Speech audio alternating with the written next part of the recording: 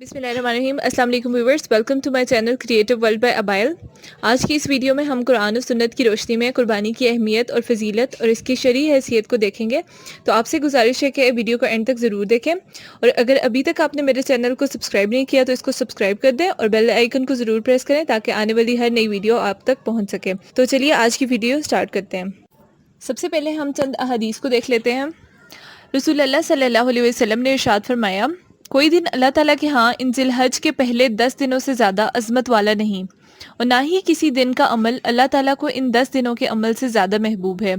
بس تم ان 10 دنوں میں کثرت سے تحلیل یعنی لا الہ الا اللہ، تکبیر اللہ اکبر اور تمہید یعنی الحمدللہ کہو۔ مسند احمد۔ دوسری حدیث ہے، دنوں میں سے کسی دن میں بندے کا عبادت کرنا اللہ تعالیٰ کو اتنا محبوب نہیں جتنا کہ عشرہ ذی الحجہ میں محبوب ہے۔ اس عشرے کے ہر دن کا روزہ سال بھر کے روزوں کے برابر ہے، اور اس کی ہر رات کے نوافل شب قدر کے برابر ہیں۔ سبحان اللہ۔ جامع ترمذی۔ تیسری حدیث ہے، میں اللہ تعالیٰ سے امید رکھتا ہوں کہ عرفہ کے دن یعنی 9 ذی الحج کا روزہ اس کے بعد آنے والے سال اور اس سے پہلے والے سال کے گناہوں کا کفارہ ہو جائے گا۔ جامع ترمذی۔ اور اگلی حدیث ہے، اللہ تعالیٰ کے نزدیک نحر کے دن 10 یعنی 10 ذی الحج قربانی کا خون بہانا سے زیادہ پسندیدہ کوئی عمل نہیں۔ قیامت کے روز قربانی کا جانور اپنے سینگوں، بالوں اور کھروں سمیت حاضر ہوگا، اور قربانی کا خون زمین پر نہیں گرنے پاتا کہ اللہ تعالیٰ کے یہاں مقبول ہو جاتا ہے، لہٰذا قربانی دل کی خوشی اور پوری آمادگی سے کیا کرو۔ ترمذی اور ابن ماجہ میں ہے۔ اس کے بعد قرآن مجید میں سورہ حج میں اللہ تعالیٰ فرماتے ہیں، ہدایت کے لیے ہم نے قربانی کا ایک قاعدہ مقرر کر دیا ہے تاکہ اس امت کے لوگ ان جانوروں پر اللہ کا نام لیں جو اس نے ان کو بخشے ہیں۔ ان مختلف طریقوں کے اندر مقصد ایک ہی ہے، بس تمہارا خدا ایک ہی ہے اور اسی کے تم مطیع فرمان بنو۔ الحج 34 نمبر آیت۔ قربانی اپنے پس منظر میں الہ واحد کے لیے فدائیت اور تسلیم و رضا کی عظیم الشان داستان لیے ہوئے ہے۔ وہ ابراہیم الذی وفی، وہ ابراہیم جس نے وفا کا حق ادا کر دیا۔ حضرت ابراہیم علیہ السلام کی داستان شرک و بت پرستی کے گھٹا ٹوپ اندھیروں میں ایک پروہت خاندان کے بیچوں بیچ ہوش سنبھالنے سے شروع ہوئی۔ لا احب الافلین، میں ڈوب جانے والوں کا گرویدہ نہیں ہوں، کہ چاند، سورج، ستاروں سے لے کر ہر ڈوب جانے والی ہستی کا انکار کر کے خود کو اللہ کے حضور اسلمت لرب العالمین کہہ کر پیش کر دیا۔ خاندان، مفادات، موروثی تعصب، باپ دادا کی اندھی تقلید، سب کی قربانی دے ڈالی۔ اس ایک کلمے، اس ایک اقرار کی پرکھ ہر قدم پر ہوئی۔ ابراہیم علیہ السلام ہر امتحان پر پورے اترے، آگ کے الاؤ میں پھینکے گئے، لیکن آگ تو اسے جلاتی ہے جس کا درجہ حرارت آگ سے کم ہو۔ حضرت ابراہیم علیہ السلام کے ایمان کی حرارت کے سامنے آگ گل و گلزار ہو گئی، ٹھنڈی پڑ گئی، جلنا بھول گئی۔ اس کے بعد جلا وطنی کی ایک طویل عمر کاٹی۔ اللہ کے محبوب ترین بندے نے زندگی اس ڈھب پر گزاری کہ جس رب سے رشتہ باندھا تھا اس کی بندگی کا پیغام لیے شام، فلسطین، مصر، حجاز، ملک ملک پھرتے رہے۔ نہ گھر، نہ کاروبار، نہ کھیت، نہ جائیداد، کل مال و متاع اس کلمہ ایمان کی سربلندی کا غم تھا جو انہیں لیے پھرتا تھا۔ قربانی کی داستان کا یہ دوسرا مرحلہ تھا۔ اس بے سر و سامانی کے عالم میں زندگی کی شام ہو چلی تو اللہ نے دنیاوی خوشیوں کا سورج گود میں ڈال دیا، جس سے سیدنا ابراہیم کا بڑھاپا جگمگا اٹھا۔ اسماعیل علیہ السلام باپ کے گراں مایہ سرمایہ ایمان کے وارث بن کر اترے۔ یہ کومپل جب گدرائی اور پھلی پھولی اور یہ اکلوتا سرمایہ حیات شباب کو پہنچا تو اسلمت لرب العالمین کے اقرار کی ایک اور آزمائش آ کر کھڑی ہو گئی۔ یہ آزمائش صرف انوکھی ہی نہ تھی بلکہ نہایت کڑی بھی تھی۔ اس اکلوتے بیٹے کو خود اپنے ہاتھ سے شاہرگ تلاش کر کے بھیڑ بکری کی طرح لٹا کر ذبح کر ڈالنے کی آزمائش، لیکن چشم فلک نے فداکاری کا وہ نرالا نظارہ دیکھا کہ باپ بیٹا دونوں اللہ کے حضور حاضر ہو گئے، باپ چھری پھیرنے اور بیٹا ذبح ہونے کے لیے۔ اس ایمان کے سامنے پہلے آگ ٹھنڈی ہوئی تھی، اب چھری کند ہو گئی، کاٹنا بھول گئی۔ چھری خواہشات نفس پر، ہر محبت، ہر رشتے، ہر تعلق پر چل جائے، وہ اپنی پرکھ پوری کر کے یوں ہی کند ہو جانی چاہیے۔ امتحان والا خود پکار اٹھا، سلم علی ابراہیم، سلام ہے ابراہیم پر، کان امت کانت اللہ کانت اللہ حنیفہ، وہ اپنی ذات میں ایک پوری امت تھا۔ کانت اور حنیف، مکمل، مطیع فرما اور یکسو۔ یہی قربانی کی اصل حقیقت ہے کہ چھری بظاہر تو ایک جانور کے حلق پر پھیری جاتی ہے، لیکن اصلاً ایمان لانے کے بعد انسان اپنے آپ کو اللہ کی غلامی میں یوں دے ڈالے کہ اللہ کے لیے ہر شے قربان کر دینا عملاً ممکن ہو جائے۔ مال، اولاد، خواہشات نفس، رسومات، تعصبات، ہر قربانی اس کی راہ میں دی جا سکے۔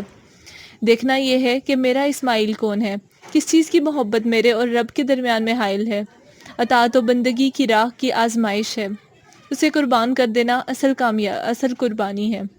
قربانی کی اس روح سے خالی رہ کر محض جانور کے گلے پر چھری چلا دینا نری کسابی ہے۔ اللہ کو ان جانوروں کا گوشت اور خون ہرگز نہیں پہنچتا، بلکہ اس کو تمہاری جانب سے تقویٰ پہنچتا ہے۔ سورہ حج آیت نمبر 37۔ روزے ہی کی طرح قربانی کے عمل سے تقوی کی روح کشید کر کے سال بھر کے لیے سرمایہ کر لینا ہی حقیقی عید ہے۔ التحیات للہ والصلوات والطیبات، ساری سلامیاں، مالی بدنی عبادتیں اس کے لیے ہیں۔ ان الصلاۃ ونسکی ومحیای ومماتی، نماز، قربانی، زندگی، موت، للہ رب العالمین، اللہ ہی کے لیے خالص کر لینا عید الاضحیٰ کا پیغام ہے۔ بصورت دیگر نماز و روزہ و قربانی و حج، یہ سب باقی ہیں، تو باقی نہیں ہے۔ یہی کیفیت ہے کہ جو آج ہر طرف نظر آتی ہے۔ قربانی اس کیفیت کے مقابلہ بازی کے رجحان سے ہمسائے سے بڑا دمبا اور بڑا بیل لے کر آنا، مال حرام سے سمیٹے گئے پیسوں سے دمبے لیے جاتے ہیں، اور پھر ذبح کرنے والا قصاب تو اس کی نگاہ بکرے کی کھال سے زیادہ بندوں کی کھال اتارنے پر مرکوز ہوتی ہے، جبکہ ذبیحہ دینے والوں کے ہاں بکرا ذبح ہو جانے کے بعد گوشت کی تقسیم اور اس کی کیفیت کچھ یوں ہے کہ گوشت کے بلا شبہ 3 ہی حصے کیے جاتے ہیں۔ اول، چھچھڑے، ہڈیاں، پھیپھڑے، اوجھڑی غربا کے لیے۔ نمبر 2، رانے، بڑے افسروں کے لیے اور دستیاں سمدھیوں کے لیے۔ نمبر 3، تیسرا حصہ باقی ماندہ پلاؤ قورمے کے لیے۔ گویا گوشت اور خون بھی اللہ کو دینے کی کوشش نہ کی، اللہ کی راہ میں بکری تلچھٹ ہی گئی۔ یہ المیہ اپنی جگہ پر کہ بعض مقامات میں باہر مقیم بچوں کی جانب سے قربانیاں بھی پاکستان میں ہونے کی بنا پر ایک گھر میں 2 تا 4 قربانیاں دی جاتی ہیں۔ گوشت 4 مہینے تک فریجوں میں فروزن تقوی کی دہائیاں دیتا رہتا ہے۔ ضرورت تو اس امر کی ہے کہ فریزر کی زکوٰۃ بھی نکالی جائے اور آس پڑوس کے غربا کے پیکٹ بھی اس میں رکھ دیے جائیں، تاکہ وہ بیچارے ایک ہی دن کھا کر بدہضمی کا شکار ہونے کی بجائے تا دیر عید الاضحیٰ کا ذائقہ تازہ رکھ سکیں، نہ کہ وہ طبقہ جو پہلے ہی گوشت خوری کی ذاتی سے بلڈ پریشر، موٹاپے اور دل کے امراض میں مبتلا ہے، مزید سجی کڑاہی گوشت اور دم پخت رانے کھا کر ہسپتال آباد کرے۔ ایک نئی اختراع یہ ہے کہ قربانی پر پیسہ ضائع کرنے کی بجائے یہی پیسہ خیرات میں بیواؤں مسکینوں کو دے دیا جائے۔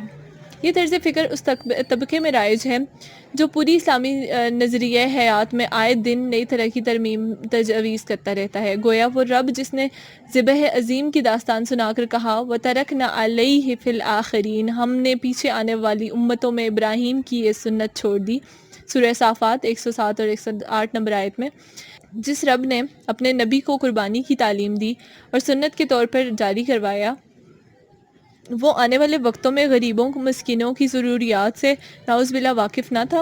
سنت ابراہیمی نام ہی قناعت اور حنیف بن کر سر تسلیم ہم کر دینے کا نام ہے۔ ان 10 دنوں میں کرنے والے کام، زیادہ سے زیادہ کوشش کریں کہ نماز قائم کریں۔ مردوں کا نماز باجماعت ادائیگی کو کوشش کرنی چاہیے۔ نوافل کثرت سے ادا کریں، نفل روزے کثرت سے رکھیں۔ 9 ذی الحج کے دن کا روزہ رکھنا بہت افضل ہے۔ قرآن مجید کی تلاوت کثرت سے کرنا، نئی صورتیں اور منتخب آیات حفظ کرنا، استغفار اور ذکر کثرت سے کرنا، صدقات اور زکوٰۃ کی ادائیگی، 9 سے لے کر 13 ذی الحج عصر تک ہر نماز کے بعد تکبیرات کا اہتمام کرنا، عرفہ کے دن مقبول اوقات میں دعائیں مانگنا، قربانی تک ناخن اور بال نہ کاٹنا، عید کے دن کی سنتوں پر عمل کرنا، عید کی نماز کا اہتمام کرنا، اخلاص نیت سے قربانی کرنا، لغویات سے بچنا، دینی کتب کا مطالعہ کرنا اور تقسیم کرنا کہ یہ صدقہ جاریہ ہیں۔ اور تکبیرات یہ ہیں جو ہم نے پڑھنی ہیں: اللہ اکبر، لا الہ الا اللہ، واللہ اکبر وللہ الحمد، اللہ سب سے بڑا ہے، اللہ سب سے بڑا ہے، اللہ کے سوا کوئی عبادت کے لائق نہیں، اللہ سب سے بڑا ہے، اللہ سب سے بڑا ہے، اور اللہ کے لیے سب تعریفیں ہیں۔ اور دوسری تکبیر یہ ہے، اللہ اکبر کبیراً والحمد للہ کثیراً وسبحان اللہ بکرۃ واصیلا۔ اللہ سب سے بڑا ہے، بہت بڑا ہے، اللہ کے لیے بہت زیادہ تعریف ہے، اور صبح و شام اللہ کے لیے پاکیزگی ہے۔ اللہ حافظ۔ بسم اللہ الرحمن الرحیم۔ السلام علیکم viewers, welcome to my channel creative world by Ababil. آج کی اس ویڈیو میں ہم قرآن و سنت کی روشنی میں قربانی کی اہمیت